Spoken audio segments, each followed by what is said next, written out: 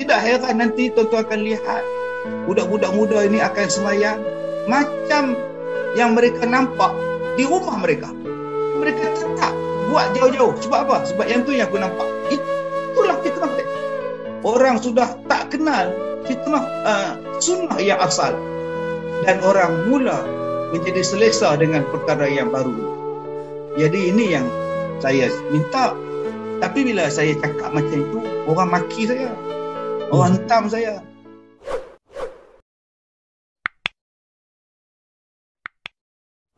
Zaman Nabi Muhammad, umat Nabi Muhammad sallallahu alaihi wasallam. Di antara perkara yang Nabi sallallahu alaihi wasallam berdoa kepada Allah supaya Allah rahmati, Allah kasihani kita. Maka minta pada Allah balak-balak yang sampai kepada umat-umat dahulu sebelum daripada kita ni tak kena pada kita. Dahsyatnya banjir macam Nabi Nuh tak turun pada kita. Kemudian hancurnya umat Nabi Lut, balikkan bumi tak ada kena pada kita. Balak tetap ada sebagai satu peringatan daripada Allah. Tetapi kerana rahmat daripada Allah, dia takkan jadi benda-benda yang begitu. Tetapi tuan-tuan yang saya hormati, ini yang kita kena ingat, yang kita kena fikirkan. Perkara yang paling jelas yang Allah Ta'ala sebut di dalam Al-Quran banyak. Antaranya surah Al-A'raf ayat yang ketiga. Ittabi'u ma unzila ilaikum min rabbikum wa la tattabi'u min dunihi awliya. Ikutlah kamu apa-apa yang telah diperintahkan oleh Allah untuk kamu ikut. Jangan kamu ikut yang lain. Satu. Kemudian dalam ayat lain Allah Ta'ala kata ittabi'u ma unzila ilaikum. Ikutlah kamu apa-apa yang telah kami turunkan kepada kamu. La ilaha illahu, tidak ada Tuhan selain daripada dia. Wa'arid anil musyrikin, dan hendaklah kamu berpaling daripada mengikut orang-orang musyrik. Jadi dalam banyak ayat-ayat ini tuan-tuan yang saya hormati, Allah Ta'ala perintahkan kita supaya ikut apa yang Allah Ta'ala turunkan. Dan dalam ayat-ayat yang lain pula Allah Ta'ala memerintahkan kita mengikut Nabi Muhammad sallallahu alaihi wasallam. Sehinggalah Nabi mengatakan bahawa aku tinggalkan kepada kamu dua perkara. Kalau kamu pegang dua benda ni, kamu takkan sesat. Iaitu Al-Quran dan hadisku ataupun sunnah Nabi sallallahu alaihi wasallam. Jadi macam mana pun bala, macam mana pun musibah yang turun kepada umat Nabi Muhammad, ianya tidak akan mengubah perintah-perintah Allah yang diturunkan kepada kita. Ini kena ingat. Banjir macam mana pun, sembahyang tetap sama. Gempur bumi pun, sembahyang tetap sama. Dan kalau berubah perbezaan daripada sembahyang dan sebagainya, benda tu ada diperbuat oleh Nabi SAW. Umpamanya Nabi bercakap tentang orang sakit. Sakit, kena sembahyang. Sembahyang yang diajar untuk orang sakit tu Nabi ajar. Sembahyang duduk, misalnya. Fiqh mengajar, sembahyang berbaring. Kalau tak boleh buat haji, ada benda dia. Kalau tak boleh puasa, ada cara dia. Sebab apa? Nanti kamu qada dan sebagainya. Tetapi bala-bala Tuhan ini, perintah-perintah Nabi, sunnah-sunnah Nabi, tidak akan berubah dan terubah hanya kerana sesuatu bala yang berlaku. Sebab bila beribadah yang diajar oleh Nabi berubah kerana benda-benda tadi, bukankah ianya telah pun bercanggah dengan ayat Al-Quran yang menyuruh kita mengikut Nabi Muhammad sallallahu alaihi wasallam.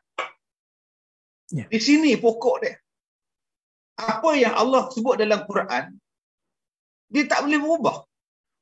Allah kata, "Tsumma ba'athna min ba'dihim Musa ila Fir'aun wa mala'ihi fazalamu biha. Fanzur kaifa kana 'aqibatul mufsidin." Kemudian kami utuskan Musa kepada Fir'aun dan kepada pemimpin-pemimpin Fir'aun. Tetapi mereka menolak Nabi Musa.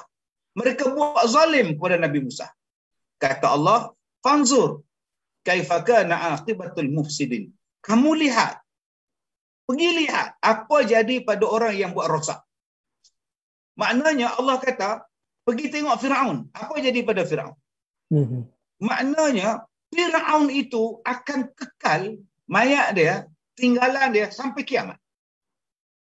Gempa bumi ke, ribut pasir ke, peperangan di antara Mesir dengan Israel ke, peperangan yang berlaku sesama mereka ke, takkan mengubah, takkan merosak pun badan jasad mayat si Firaun itu. Sebab apa? Sebab Al-Quran kata fanzur, pergi tengok. Tengoklah kamu. Kalau benda tu hancur, kalau piramid tu hancur, keranda dia hancur, mayat dia hancur, di mana relevannya ayat Al-Quran yang mengatakan tengoklah kamu akibat orang yang buat rosak. Sebab tu mayat Firaun tak rosak, walaupun mereka tunjuk perasaan tak apa benda ke, siap boleh buat apa arakan besar-besaran lagi memindahkan mayat Firaun. Ya. Yang baru-baru ni. Jadi kalau hari ini berlaku sesuatu perkara sehingga mengubah cara beribadah umat Islam seperti mana yang diajar oleh Nabi SAW, kena kaji balik. Adakah itu musibah ataupun balak? Balak tidak akan mengubah apa yang Allah Ta'ala sebut dan Nabi bawa. Melainkan ada usaha-usaha daripada tangan-tangan tertentu yang nak mengubah apa yang telah diperbuat oleh Nabi SAW. Sebab itu saya berkali-kali saya cakap, penyelesaian kepada masalah ini ialah cari daripada mana punca benda ini datang. Dan kita akan dapat jawapannya dan di situlah kita selesaikan masalah. Pendekatan sekarang ialah tidak mencari punca. Kalau kita melihat kepada nyamuk denggi, demam denggi, kita boleh tahu puncanya Aedes. Malaria puncanya tiruk. Taun pencemaran di dalam air misalnya. Tetapi yang ini apa punca dia? Kenapa tak kaji? Sedangkan Islam dan siapa-siapa pun kalau nak menyelesaikan masalah, dia akan merungkai daripada punca awal. Kerana punca awal itulah kita boleh selesaikan setiap permasalahan yang berlaku. Adakah dia datang daripada binatang? Adakah dia datang daripada kelawar? Ya. Adakah dianya diperbuat dia oleh orang-orang tertentu untuk disebarkan? Jadi jangan sampai kita ini memikirkan bahawa kita sekarang berada dalam satu keadaan yang membolehkan kita mengubah. Sedangkan Allah Ta'ala kata, laqad kana lakum fi Rasulillah uswatun hasanah. Pada diri Rasulullah itu ada contoh yang terbaik. Apa yang Nabi buat itulah yang terbaik. Tengok-tengok bala yang Allah datangkan, azab yang Allah datangkan, ujian yang Allah datangkan menafikan kebaikan Rasulullah. Yang ini tak boleh, yang ini tak boleh, yang ini kena tukar, yang ini kena ubah. Tidakkah ianya satu kepelikan kepada kita? Sebagai orang yang beriman kepada Al-Quran dan hadis, kita meyakini bahawa dianya adalah benar, dia yang paling betul, dia yang paling tepat. Sekarang kita melihat bahawa apa yang diperbuat oleh Nabi dan tinggalan dalam hadis, dalam Quran, orang sudah mula kata tak relevan, tak betul, tak boleh buat, tak boleh buat, tak boleh buat. Kalau tak boleh buat, macam mana Allah Ta'ala sebut? Al-yawma nakhtimu ala afwahihim wa tukallimuna aydihim. Bagaimana Allah Ta'ala sebut al-yawma akmaltu lakum dinakum wa atmamtu alaikum ni'mati wa raditu lakumul Islam madina.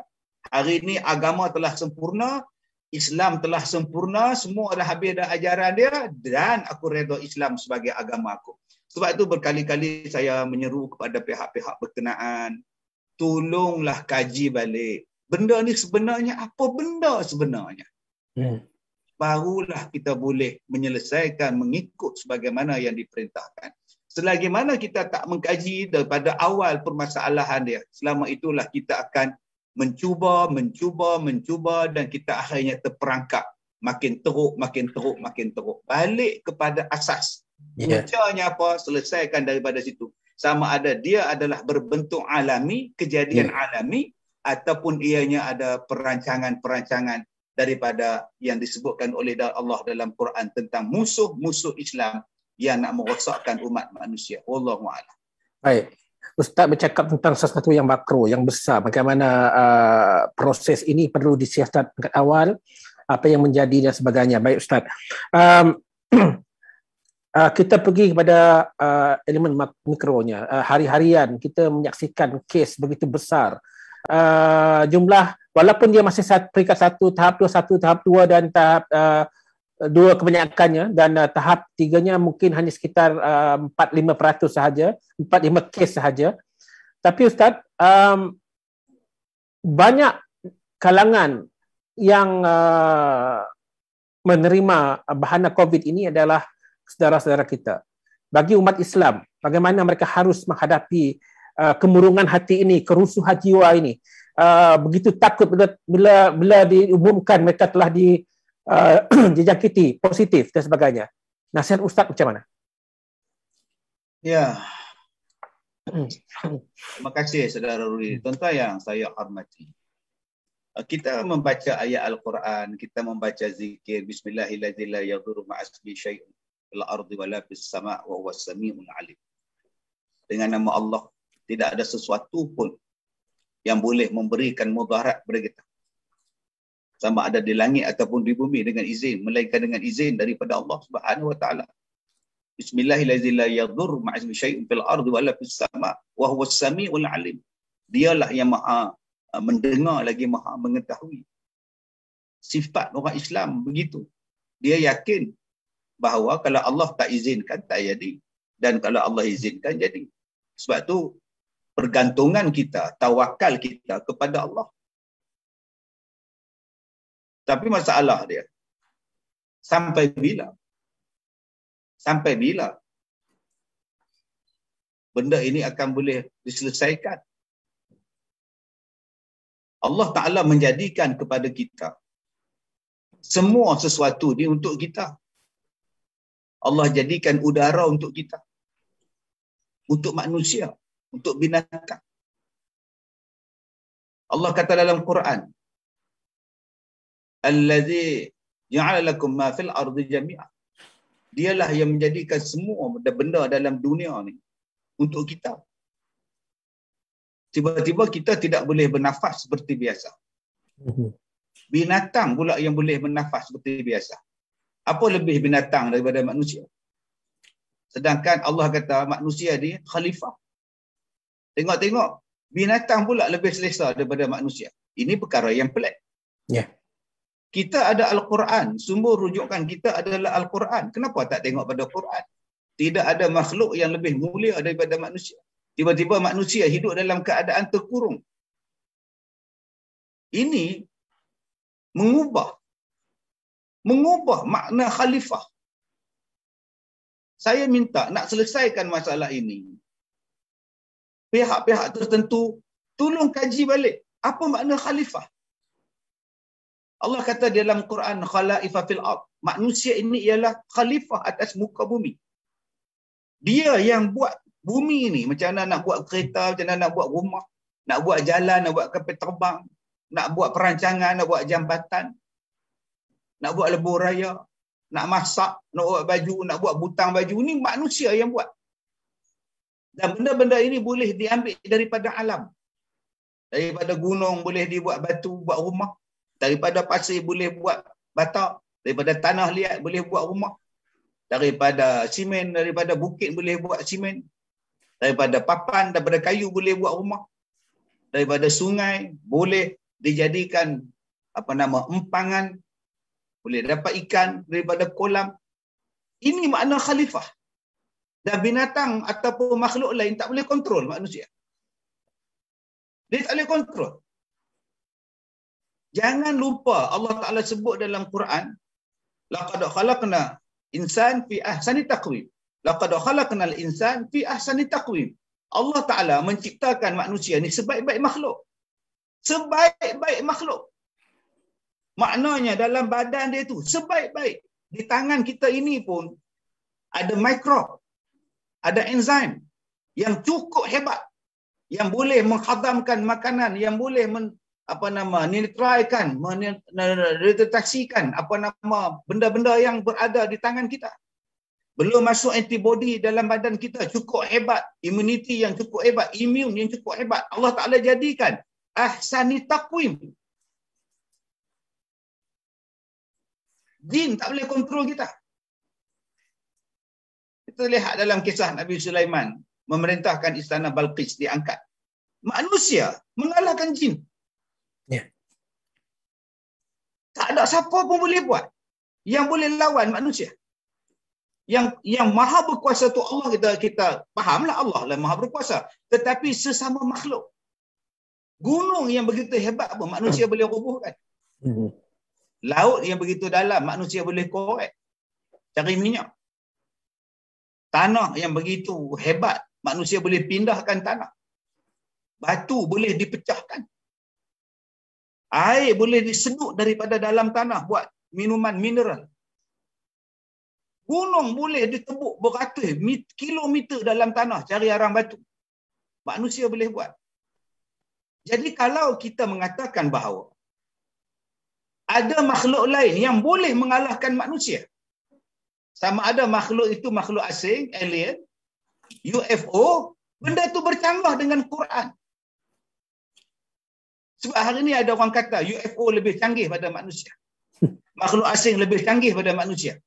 Yeah. Berada, baca Quran berada. Wa idh qala rabbuka lil malaika inni ja'ilun fil ardi khalifah. Manusia ni khalifah. Maka perlu dikaji balik. Adakah betul satu binatang kecil yang boleh menghalang manusia bersalam dengan orang lain? Biar betul. Menghalang manusia untuk menyedut udara yang Allah bagi dengan penuh kenikmatan pada manusia. Biar betul binatang ini. Yeah. Yang menjadikan manusia tak boleh nak sembahyang rapat. Jahat betul binatang ni. Powernya. Sampai tak boleh balik kampung. Binatang apa ni yang boleh menghalang orang balik kampung ni? Ini kena kaji. Sebab binatang ini telah mengalahkan manusia sehingga mengatur urusan hidup manusia. Ianya bercanggah dengan Al-Quran yang mengatakan bahawa manusia ini khalifah. Dia yang mengatur hidup binatang. Ular manusia boleh tangkap. Rimau boleh dimasukkan ke dalam zoo. Gajah boleh bermain bola kerana manusia latih dia. Ikan boleh diletak dalam rumah kerana manusia menguasai dia. Tiba-tiba hari ini binatang menguasai manusia, duduk diam-diam. Bila dibuat macam itu, mungkin dalam tempoh 3 bulan, 4 bulan, 6 bulan, manusia boleh bertahan. Tetapi kalau dah menjangkau lebih daripada setahun, 2 tahun, dia mengubah fitrah manusia. Akhirnya manusia ini jadi takkan sihat. Fikirannya takkan sihat. Dia akan menghadapi stres. Dia akan menghadapi tekanan kerana bercanggah dengan fitrah dia. Maka tidak heran selepas ini kemusnahan manusia lagi banyak. Sama ada kemusnahan yang berbentuk rumah tangga akan hancur. Ekonomi akan hancur. Membunuh diri akan menjadi satu kebiasaan untuk menyelesaikan masalah. Sedangkan Allah Ta'ala memberikan otak kepada manusia untuk mereka bebas berfikir untuk kemajuan dan kebaikan. Tapi perkara ini menjadikan manusia tidak lagi bebas untuk berfikir. Binatang apa ini cukup hebat. Sampai yang sekolah tak boleh pergi, universiti tak boleh buka. Wah, hebat betul binatang ini. Sampai semua takut pada dia. Tuan-tuan, binatang yang boleh buat macam ini hanyalah satu makhluk. Namanya ialah manusia. Hanya manusia yang boleh buat benda ini kepada manusia. Binatang tak boleh buat. Manusia dia mampu buat kepada manusia. Manusia yang dengki, manusia yang jahat, dia akan buat. Sebab itulah di dalam dunia dia berlaku kepada dunia sepanjang zaman berlaku kezaliman demi kezaliman. Yang menzalimi manusia ialah sesama manusia. Nama dia peperangan. Daripada peperangan wujudlah penjajahan. Maka bila ada penjajahan, wujudlah pengawalan manusia. Tak boleh keluar, tak boleh belajar, tak boleh berniaga, tak boleh jadi pandai. Semuanya diatur oleh penjajah. Bila berlaku peperangan akan wujud penghambaan. Penghambaan tidak boleh bercakap, tidak boleh bersuara, hanya mengikut sahaja, malah nak memakai pakaian pun dengan keizinan daripada tuan dia, nak menikah pun tak boleh, kena izin daripada tuan dia, malah boleh diperdagangkan manusia, boleh jual sana, jual sini. Itu perhambaan. Manusia yang menghambakan manusia. Jadi, cuba kaji tengok, adakah kita sekarang berada dalam bentuk penjajahan yang kedua, yang berbeza dengan senjata, yang berbeza dengan peluru dan kekuasaan? Mungkinkah penjajahan ini dalam bentuk yang sekarang, pengawalan, minda, pengawalan pergerakan? Maka kalau ini berlaku, kita kena bagi tahu balik pada asal dia. Sudah sampai merdeka kali kedua, kita kena buat. Selagi mana kita biarkan diri kita dijajah, maka akan timbul masalah. Betul, kita kata boleh bertahan, kita kena sabar, kita kena sabar. Ya, awak boleh cakap awak sabar sebab awak dapat gaji setiap bulan tanpa perlu bekerja. Macam mana orang yang tak ada duit? Macam mana orang yang dibuang kerja? Macam mana orang yang kerja tak ada? Macam mana yang bisnes lingkup? Berjuta-juta manusia. Ini adalah satu malapetaka yang besar terhadap manusia. Sedangkan Allah Ta'ala memberikan rezeki yang seluas-luasnya kepada manusia untuk bekerja. Tetapi apabila ditahan, apabila disekat, apa akan jadi pada manusia? Ini kesan yang besar. Sebab itu saya merayu, tolong kaji balik. Jangan ada satu benda yang boleh mengatasi manusia. Manusia adalah kebebasan, nama dia kemerdekaan. Kamu bebas berfikir, kamu bebas bergerak di bawah rangka Islam. Tapi kalau kita membiarkan diri kita dijajah, diikat, sampai tak boleh nak buat apa, silap kita sendiri. Kita sendiri yang membiarkan kita sebenarnya dikurung, dijajah dan sebagainya. Jadi tuan-tuan yang saya muliakan, cuba perhati betul-betul Al-Quran memberi jawapan kepada setiap persoalan kita. Saya bimbang, boleh kita cakap sabar. Bagi orang yang ada duit banyak, bagi orang yang rumah dia besar, halaman dia besar, dia tak ada masalah. Tapi bagi orang yang anak ramai, rumah kecil, duit tak ada, harta banyak, nak beli susu anak, nak beli lampin, nak beli ubat dan sebagainya, ini satu benda yang cukup menyusahkan. Jadi baliklah kepada asal, balik insya-Allah, mudah-mudahan Allah rahmati kita. Itu hebat. Penerangan yang cukup mantap, Ustaz. Bagi Ustaz, ini anda menyentuh sedikit tentang apa yang berlaku pada Ustaz sendiri. Saya rasa begitu banyak yang tertekan sekarang ini, begitu banyak yang telah yang berhadapan dengan kesakitan yang luar biasa. Ketakutan pun begitu banyak kiri dan kanan kita pada waktu ini. Ustaz sendiri pernah berhadapan dengan situasi yang sama. Saya rasa sejak beberapa tahun yang lepas, dan saya membaca bulan lepas sebenarnya, kisah Ustaz sendiri yang pernah berhadapan dengan situasi kesakitan yang secara mengejut, mungkin akibat buatan orang atau makhluk lain. Itu kata bacaan-bacaan yang telah dilakukan. Jadi boleh Ustaz berkongsi sedikit bagaimana Ustaz menghadapi situasi yang begitu mencabar itu, ujian-ujian itu. Baik, yang pertama sekali, saudara Rudi, kita sebagai makhluk Allah, ahasiban nasu ayyutraku ayyaqulu amanna wa hum la yuftanun. Kita tidak akan diiktiraf sebagai orang yang beriman hanya dengan kita mengaku ataupun kita bercakap bahawa aku adalah orang beriman. Belum.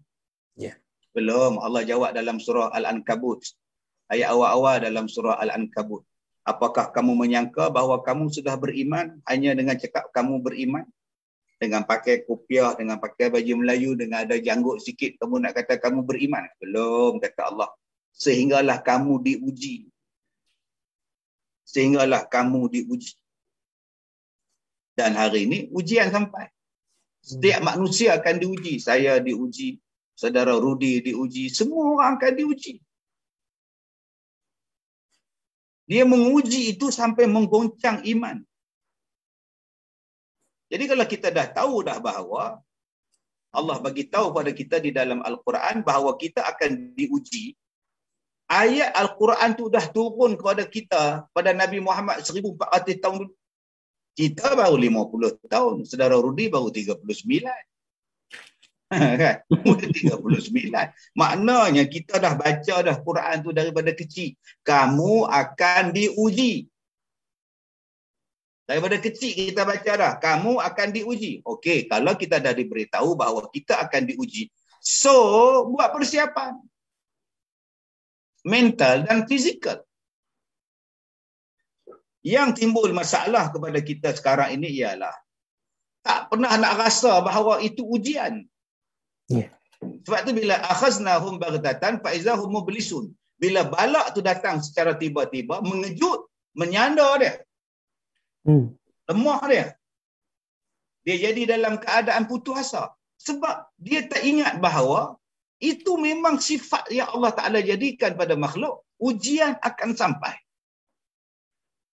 Jadi, perkara yang pertama yang kita kena buat ialah sentiasa mengingati bahawa ujian akan sampai kepada ujian kematian.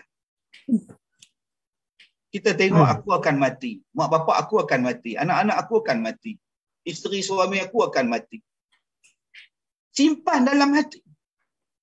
Setengah orang bila sayang pada anak, sayang terlampau-lampau sampai tak pernah fikir satu hari anak tu akan mati. Bila mati anak tu, tu yang jadi gila. Dia sayang sangat pada mak dia. Sampai tak pernah fikir mak ni hanyalah pinjaman daripada Allah. Satu hari Allah ambil. Bila mati mak dia, apa jadi pada anak-anak dia? Yeah. Sampai ada kes yang bunuh diri, isteri mati. Sebab dia tak boleh terima hidup seorang-seorang tanpa isteri. Simpan kereta yang kita ada ni makhluk yang Allah Ta'ala bagi pinjam pada kita. Benda baru. Dia ada rosak, dia aksiden. Bila aksiden, kita terima hakikat.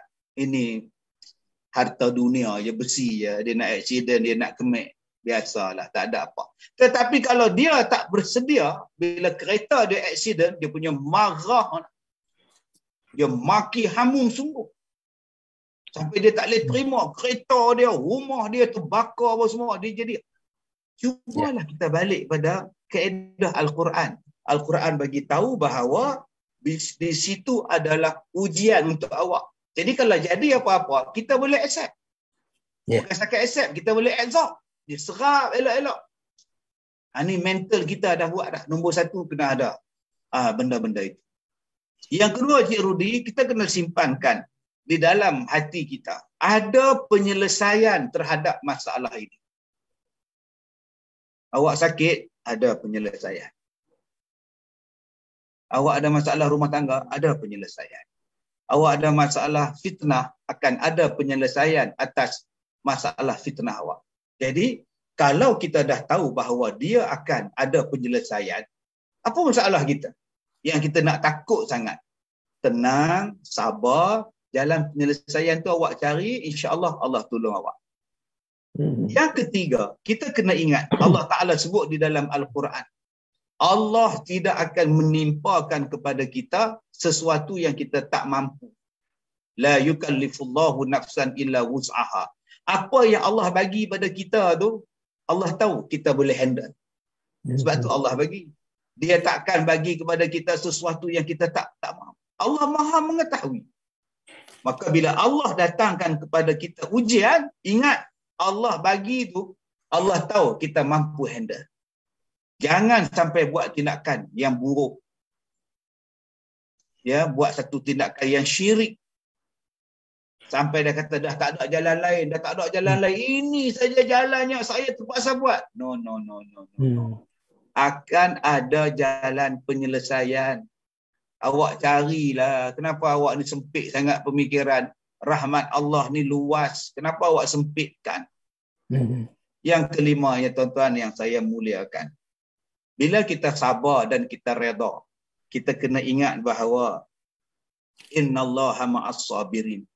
Allah bersama dengan orang-orang yang sabar. Jadi bila kita yakin bahawa Allah bersama dengan kita, Allah akan bantu kita. Wa may yattaqillah yaj'al lahu makhraja wa yarzuqhu min haitsu la yahtasib. Kita kena ingat musibah dan ujian yang datang kepada kita ni tuan-tuan untuk menjadikan kita lebih baik. Sepatutnya begitu. Bukan menjadi makin renggang dengan Tuhan. Sepatutnya bila datang ujian, musibah, kita makin cari Tuhan. Bukan makin jauh daripada Tuhan.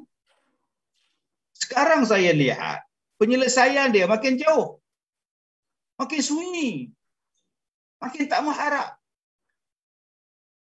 Kita dah jarang dengar solat hajat berjemaah. Dah jarang dengar.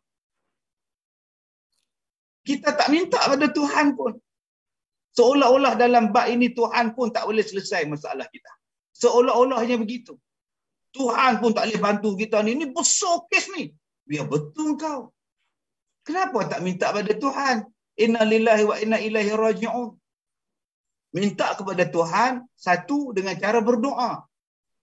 Satu dengan cara taubat. Satu dengan cara meniru apa yang diperintah oleh Nabi dan diperbuat oleh Nabi dan juga mengambil daripada Al-Quran. Jadi Allah akan bersama dengan kita. Sebab itu Allah kata wa yarzuqhu min haitsu la yahtasib. Dia akan berikan rezeki kepada kamu daripada jalan yang kamu tidak duga dan akan diberikan jalan keluar daripada masalah. Jadi yang saya buat, saya tak kata saya baik. Na'udzubillah. Tapi apa yang saya buat bila datang musibah-musibah, saya nak latih diri saya, aku makin baik, aku kena baik lagi, aku kena banyakkan ibadat lagi. Nanti Allah tolong aku, Allah tolong aku. Dan selalu saya fikir, bila datang satu ujian, bila datang satu musibah kepada saya selalu fikir dalam kepala otak saya, Allah nak bagi nikmat lepas ni. Allah nak bagi ganjaran lepas ni. Allah nak bagi benda lain lepas ni. Saya reda, saya tunggu saya apa benda yang Allah Ta'ala nak bagi. Dan selalunya tuan-tuan, apa yang Allah Ta'ala bagi cukup menyeronokkan, cukup mendamaikan, cukup mententeramkan jiwa. Wallahu a'lam, Cik Rudi. Baik, Ustaz. Tadi bercerita tentang bagaimana kita berhadapan dengan situasi tersebut. Baik, hari-hari sekarang ini ribuan umat Islam yang terjejas, yang terpaksa, ya seperti yang kita tahu, terpaksa berkurung dan sebagainya. Jadi boleh berdasarkan pengalaman Ustaz sendiri sebelum ini pun mungkin boleh dikongsikan tips-tips apa yang boleh dilakukan oleh mereka di rumah, bagaimana menzuhudkan diri kepada Allah Subhanahu Wa Taala, dan yang paling penting apakah doa-doa yang mustajab yang boleh digunakan, yang diamalkan sepanjang dalam tempoh ini. Baik, terima kasih saudara Rudi, tuan-tuan yang saya hormati. Dalam keadaan sekarang ini, adakah Allah tak mengetahui? Adakah Nabi tak bagi pesan kepada kita apa yang perlu kita buat di saat kita berada dalam keadaan macam ini? Disebutkan kepada kita tentang ajaran Nabi Muhammad sallallahu alaihi wasallam melalui hadis-hadis baginda. Nabi kata selepas kewafatan baginda akan berlaku perselisihan sesama orang Islam yang cukup hebat. Ikhtilafan katsira. Yang sampai membengongkan orang awam. Jadi bingung kita. Mana satu yang betul ini? Mana satu yang betul? Fasayara ikhtilafan katsira. Kamu akan nampak perselisihan, dan hari ini perselisihan sudah berlaku. Sudah berlaku. Apa yang perlu kita buat? Tak adakah solusi yang diajar oleh Nabi? Jawapan dia, mustahil Nabi tak ajar. Mustahil Quran tak bagi tahu. Al-Quran ini adalah ayat daripada Allah Subhanahu Wa Taala untuk kita hidup dalam dunia ni. Macam mana cara dia? Bila ada ujian, bila ada musibah, apa yang perlu dibuat? Bila dapat nikmat, apa yang perlu dibuat? Baik, kita lihat. Masalah yang kita hadapi sekarang ini ialah macam mana ni? Mana yang betul, mana yang salah? Dalam Islam dah ada dah yang betul. Yang betulnya ialah Nabi Muhammad sallallahu alaihi wasallam. Jadi kata Nabi, alaikum bisunnati wa sunnati khulafa'ir rasyidin al-mahdiyyin. Maka pada saat itu hendaklah kamu berpegang kepada sunnah aku dan sunnah khulafa'ir rasyidin al-mahdiyyin, abdu 'alaiha bin nawajiz, gigitlah sunnah aku dengan gigi geraham. Maka pada masa itu ikut yang Nabi punya. Itu solusi dia. Aku ikut Nabi. Aku bukan ikut Ustaz Kazim. Aku ikut Nabi. Nabi itu garanti betul. Dan Nabi dia tak ada kepentingan apa dengan kita. Dia dah ahli syurga. Tetapi atas dia tu Nabi, dia sayang pada kita. Dia pesan kat kita. Nanti kamu akan tengok perselisihan yang banyak sesama kamu. Masa tu kamu nak pegang apa? Peganglah sunnahku. Peganglah sunnah Khulafaur Rasyidin. Dan gigitlah dia dengan gigi geraham. Walaupun susah, pegang betul-betul. Jangan lepaskan. Satu. Yang kedua, kita mempunyai Al-Quran. Maka Allah Ta'ala sebut berkali-kali kepada kita di dalam Al-Quran. Al-Quran ini diturunkan untuk menyelesaikan perselisihan kepada sesama manusia. Liyubayyinahumul ladzi ikhtalafu. Al-Quran ini diturunkan untuk apa? Untuk menerangkan apa-apa yang diperselisihkan oleh manusia. Maka Al-Quran bagi jawapan. Kalau kita meminggirkan Al-Quran, kita takkan selesai masalah. Al-Quran bagi semua. Yang ketiga, tuan-tuan yang saya hormati, di samping kita mengikut SOP-SOP yang telah ditetapkan, maka yang paling besar sekarang yang kita kena ikut ialah, kalau kita ambil, misalnya kita dah ambil tadi 2 dos misalnya. Yeah. Jangan lupa ambil juga 2 dos Al-Quran dan Sunnah. Jangan lupa 2 dos ni. Kita hari ni duk diperingatkan 2 dos. Yeah. Tapi kita jarang diperingatkan dengan 2 dos yang sangat besar, iaitu Al-Quran dan Sunnah Nabi SAW. Tolong ingatkan sama dos-dos ini. Jangan lupakan terus Quran dan hadis. Jadi saya minta kepada tuan-tuan yang saya hormati, sama ada tuan-tuan sudah divaksin ataupun belum divaksin, janganlah bergaduh. Jangan kita timbulkan mengatakan bahawa orang yang dah ambil vaksin ni tak betul, orang yang tak ambil vaksin tak betul. Ini perselisihan yang memang orang nak.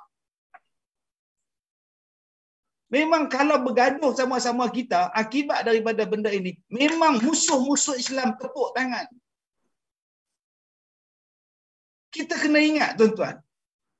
Jangan sampai perkara ini menjadikan kita rugi di kemudian hari. Sampai kita membusuk, buruk di antara satu sama lain. Dia nak ambil, itu hak dia. Dia tak nak ambil pun, itu hak dia. Bukan dia tak nak ambil vaksin tu, dia benci vaksin. Tak. Ada orang yang tak ambil vaksin sebab dia ada penyakit. Tak boleh dia ambil. Doktor nasihatkan jangan ambil lagi. Awak ada sakit kronik. Awak mempunyai alahan yang teruk. Kalau awak ambil, benda ni tak sesuai dengan awak.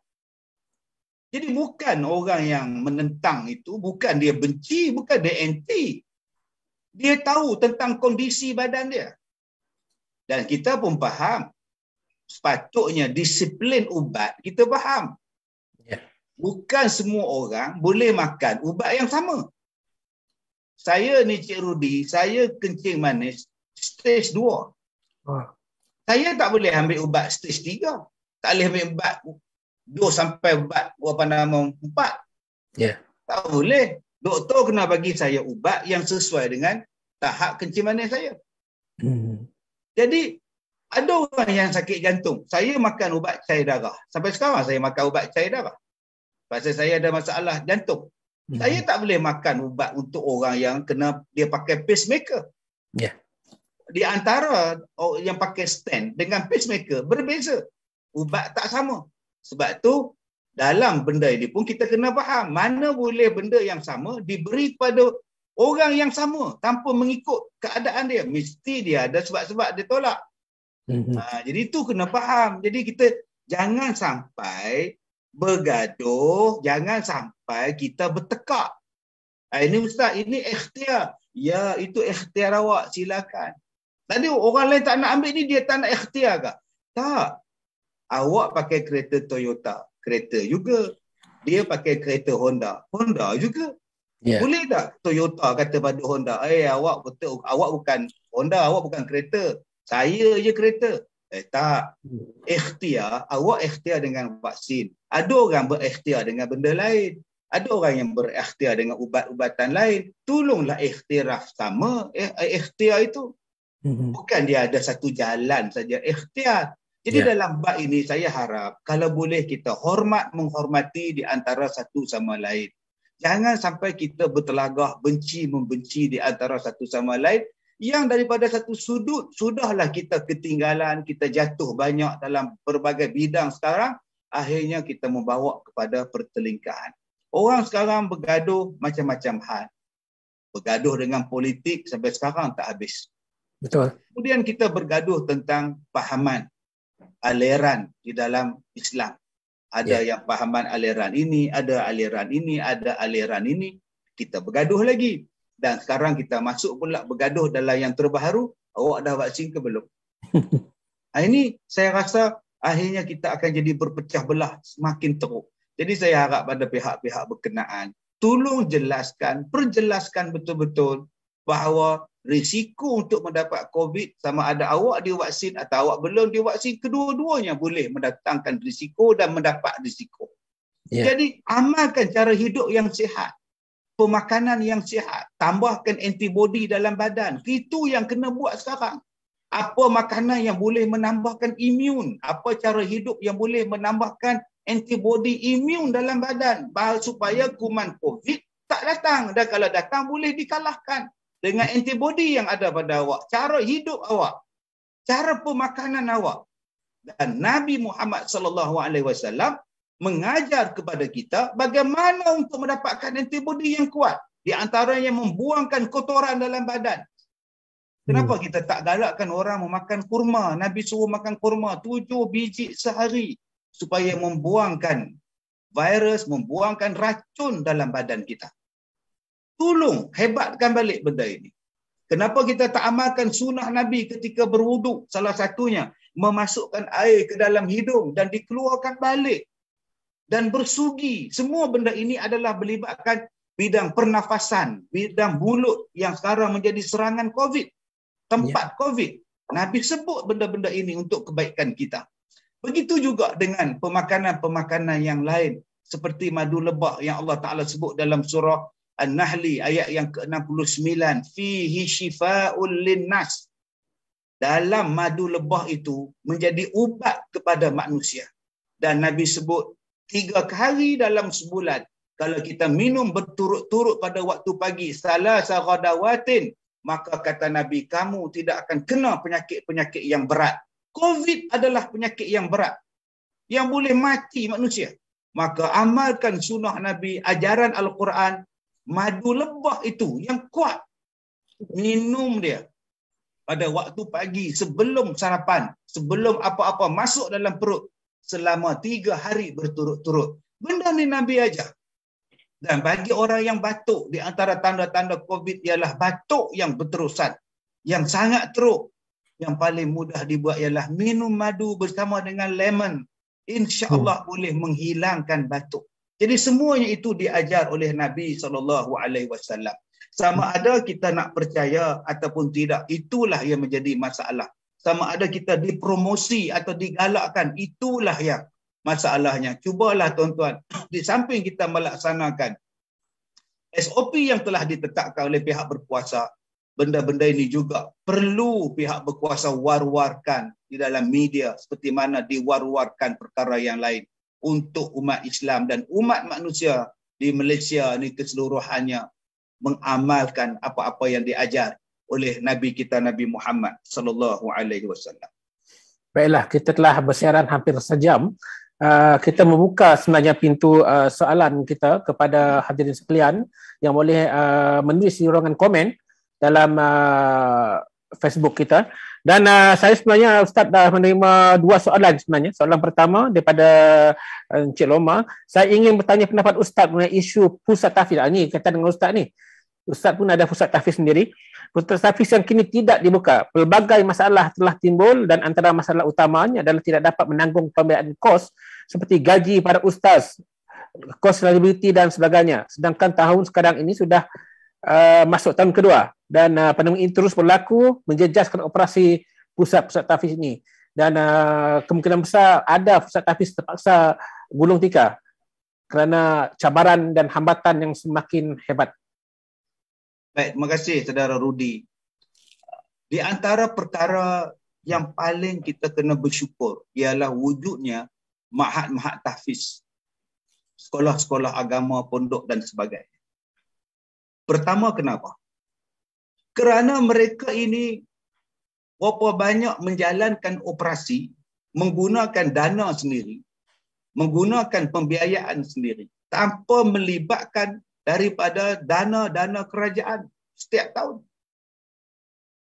Berapa ratus ribu pelajar yang belajar tahfiz, yang mereka ni tak minta pun dana secara langsung daripada kerajaan. Dia berbeza dengan sekolah-sekolah biasa. Gaji guru berapa? Kos berapa?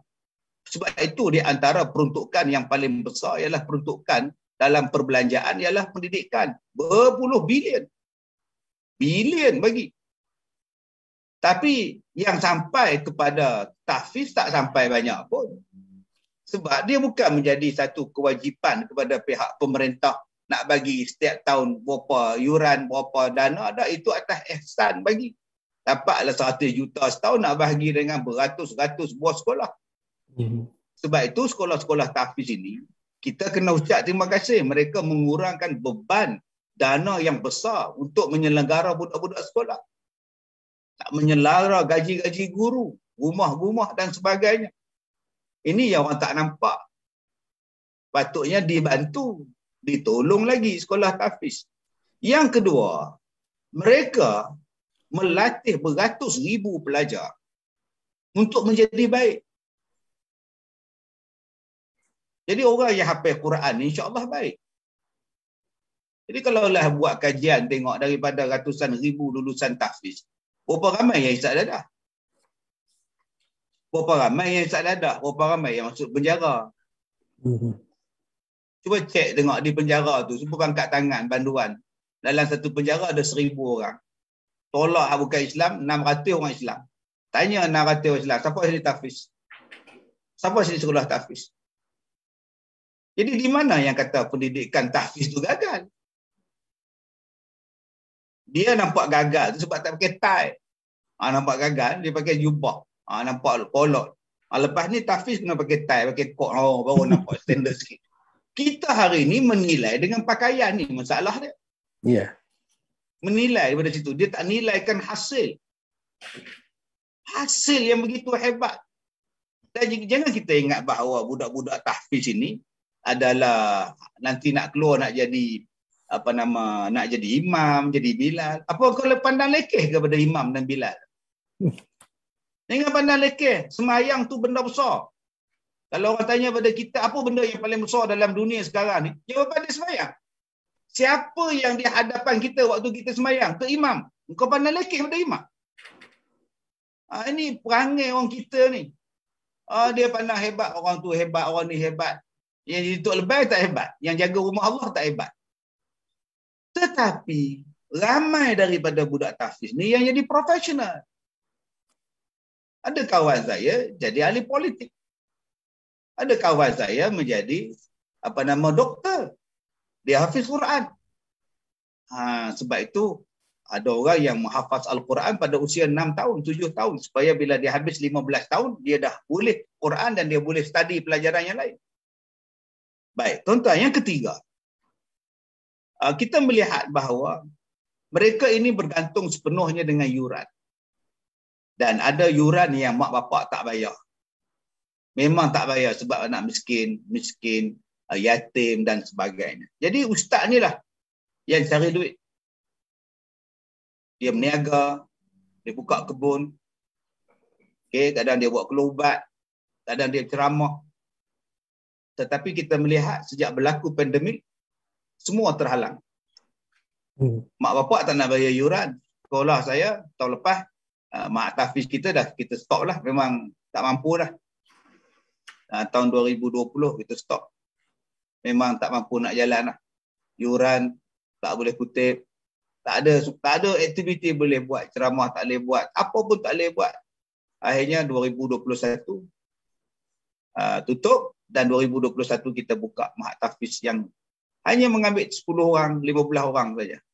Dan berapa ramai guru-guru yang telah pun berhenti, terpaksa dia berhenti sebab tidak mampu lagi untuk membayar gaji dan kos-kos yang lain. Jadi saya duk fikir berapa lama lagi sekolah tahfiz ini akan bertahan kalau keadaan ini berlaku. Dan saya takut bila Mahat Tahfiz ditutup, selama ini ratusan ribu seluruh Malaysia dari Sabah sampai Perlis orang menghafaz Al-Quran. Setiap malam waktu orang rakyat Malaysia tidur, ada anak muda-muda yang menghafaz Quran. Waktu orang lain sedang seronok bermain bola sepak, budak-budak ni membaca Quran. Waktu orang lain seronok duk tengok dalam TV, duk seronok duk duk tengok TV, tengok panggung wayang, budak-budak tadi begini geleng kepala duk hafal Quran. Dia ada cover.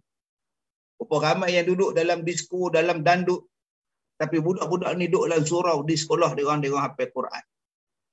Mungkin kerana adanya anak-anak kecil ini yang mulia hatinya, yang bersih hatinya. Cikgu-cikgu dah bersin gaji dia. 750.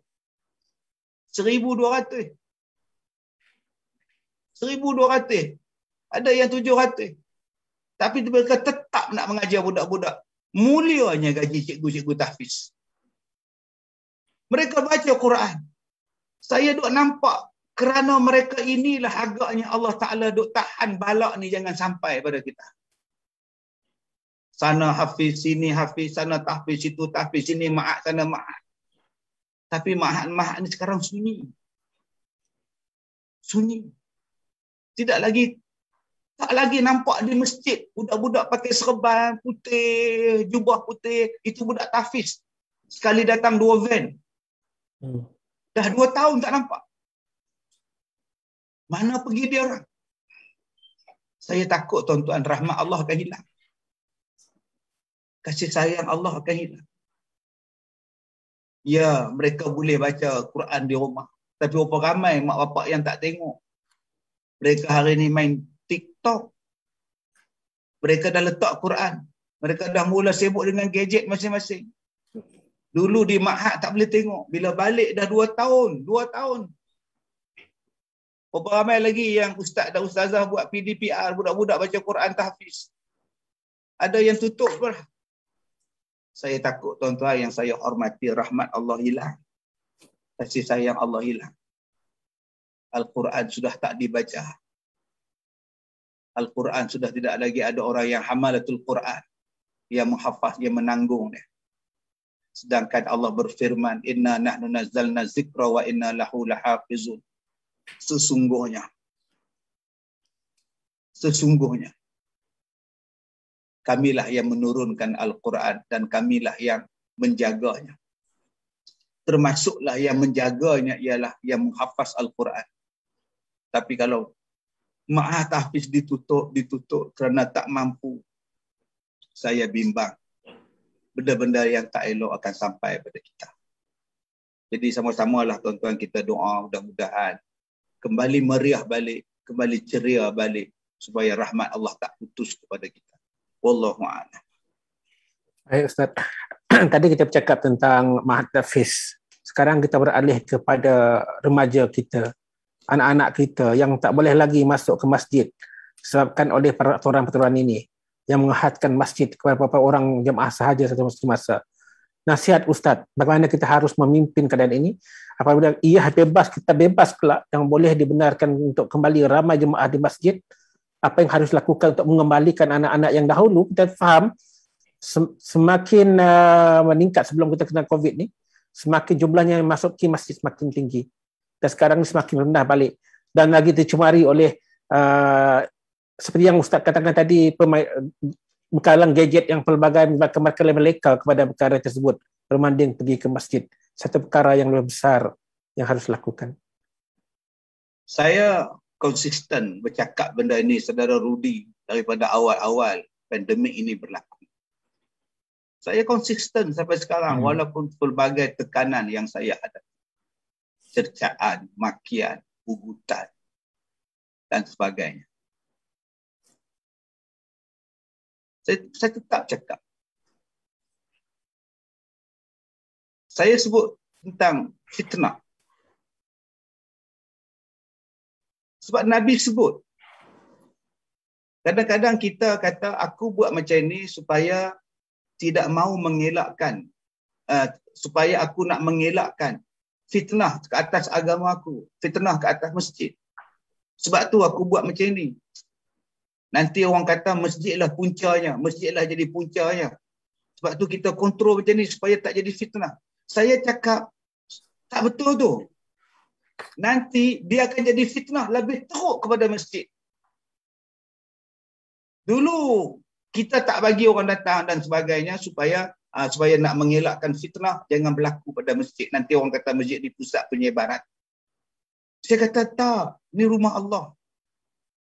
Nanti kalau awak buat macam ni, nanti dia menjadi fitnah yang lebih besar terhadap agama awak, terhadap agama kita. Saya cakap benda tu. Tapi orang hentam saya. Ustaz Kazim mengaji di mana? Bukan ahli, bukan ulama. Saya diam. Berapa lama saya diam? Saya malas, saya sedih kan. Saya cakap fitnahnya apa? Fitnahnya ialah orang dah rasa selesa tak ke masjid. Budak-budak dah rasa selesa tak ke masjid.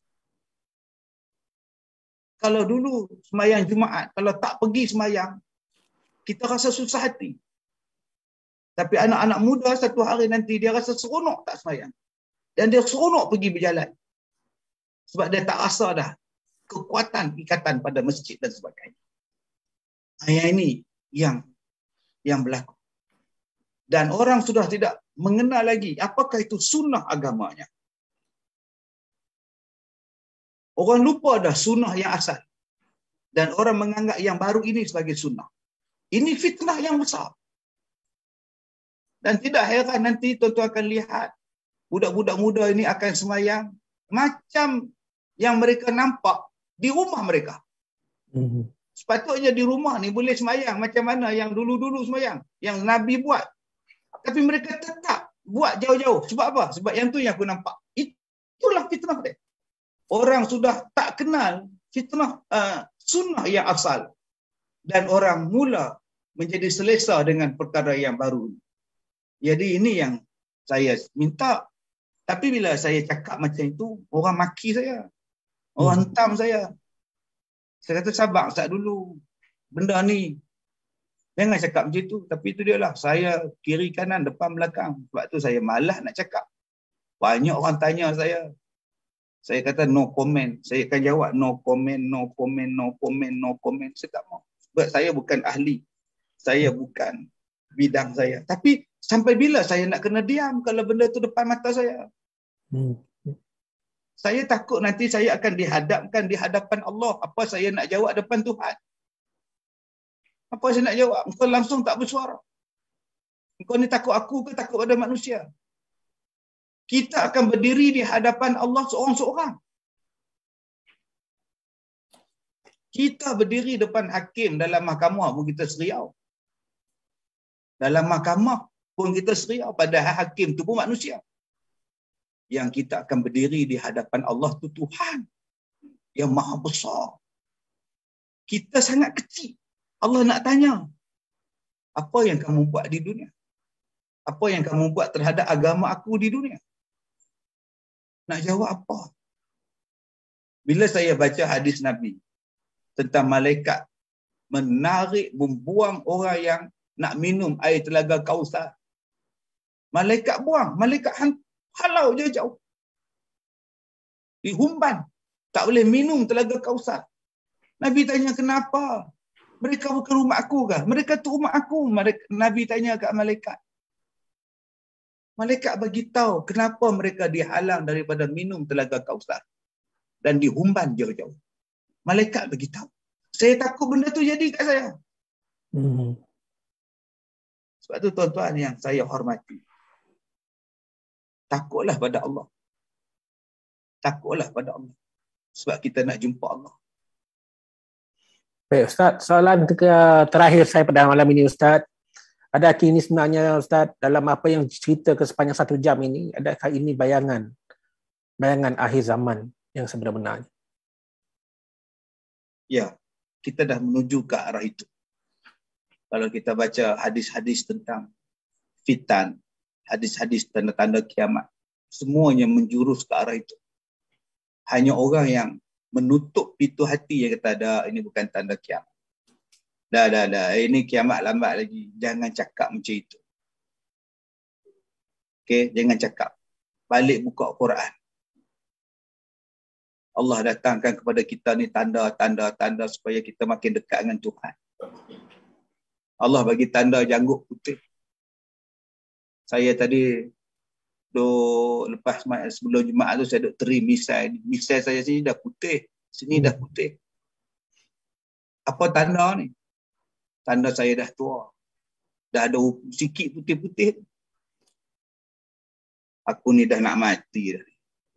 Aku ni dah tua. Sebab tu uban ni tuan-tuan.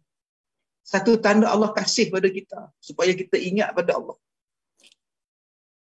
Tapi kalau Allah dah bagi uban di kepala, uban di muka, uban di misai, uban di janggut, pun masih kita belum sedar. Apa nak jadi kita ni? Tanda tu ada pada diri awak. Dan tanda tu ada pada sekeliling awak. Sepatutnya awak jadi makin baik. Sebab Allah dah bagi peringatan. Saya masih ingat lagi saudara Rudi. Tahun 80-an. Waktu tu saya tingkatan 2. Tahun 86. Saya tingkatan 2. Di rumah saya ni, saudara Rudi. Kami ni, orang kampung saya. Orang tempat saya di Felda saya. Orang datang rumah kami baca Quran. Mak saya tu ustazah. Beratus orang datang mengaji sehari. Daripada pagi, petang, malam. Dan malam saya mengajar juga. Saya pun pasal ramai datang. Mana boleh mak saya seorang. Saya masa tu duduk dengan mak. Jadi saya pun ajar. Bila satu malam, budak tu saya panggil untuk baca depan saya. Dia kata, dia tunjuk dekat saya, Al-Quran tu kosong. Sedangkan ayat yang dia baca tu, yang kosong tu, ialah ayat yang semalam. Malam semalam, dia baca, ayat masih ada. Malam ni dia baca, ayat dah tak ada. Pergi ke mana ayat? Kalau tuan-tuan ingat, zaman tu ialah zaman heboh satu Malaysia. Al-Quran hilang daripada mushaf. Dia jadi di rumah saya. Depan mata saya. Semalam saya dengar budak tu baca Quran depan saya. Saya tengok ada tulisan. Hari ni, malam ni tak ada. Dia bukan satu muka. Dia ambil separuh, satu ayat. Jadi, masa tu saya tingkatan 2. Kalau saya tak berubah jadi baik, sedangkan benda tu depan mata saya, Al-Quran hilang daripada resam dia, mushaf, saya adalah orang yang paling bodoh sekali. Allah dah bagi peringatan macam tu pun saya nak jadi jahat. Jadi, kalau kita ambil tanda-tanda ini untuk membentuk diri kita menjadi baik, itulah sepatutnya mendekatkan diri lagi kepada Allah Subhanahu Wa Taala. Bukan tanda-tanda yang berlaku sekarang ni makin kita jauh. Hari ini kita lihat manusia mati mendadak begitu ramai. Ada hadis tentang kematian mendadak sebagai akhir zaman? Ada. Hari ini kita lihat orang perempuan mengatasi orang lelaki-lelaki. Betul? Dah ada hari ini. Semua orang perempuan boleh buat. Nabi kata di akhir zaman banyaknya tulisan. Pembacaan tulisan ni punya banyak. Betul tuan-tuan? Hari ini kita lihat. Bahan bacaan punya banyak. Jenuh nak baca hari ini. Nabi sebut di akhir zaman nanti, kasut memberitahu apa yang kamu buat. Hari ini betul, CCTV boleh letak dalam kasut, boleh letak di mana-mana, boleh rakam apa yang kita buat. Betul tuan-tuan. Apa tanda-tanda kecil kiamat, semua dah berlaku. Masjid jadi kosong, dah berlaku. Al-Quran orang tak amalkan, orang tak baca, dah berlaku. orang Islam dah tak kenal lagi tentang Islam dia, dah berlaku. Berlakunya balik umat Nabi Lut. Hari ini berlaku secara terang-terangan berlaku. Jadi sepatutnya tuan-tuan, kita makin rapat dengan Tuhan. Makin dekat dengan Islam. Supaya Allah jaga kemuliaan kita. Berikan kebaikan dan pelihara kita. Wallahu a'lam. Jadi terima kasih Ustaz atas perkongsian kita tadi Ustaz. 1 jam sebenarnya 1 jam tidak cukup untuk kita menelaah pelbagai isu, membicarakan pelbagai perkara. Tapi hari ini Ustaz berkongsi emosi. Saya rasa cukup tersentuh dalam banyak perkongsian yang Ustaz berikan. Jadi Ustaz, terima kasih atas perkongsian yang diberikan. Saya bagi pihak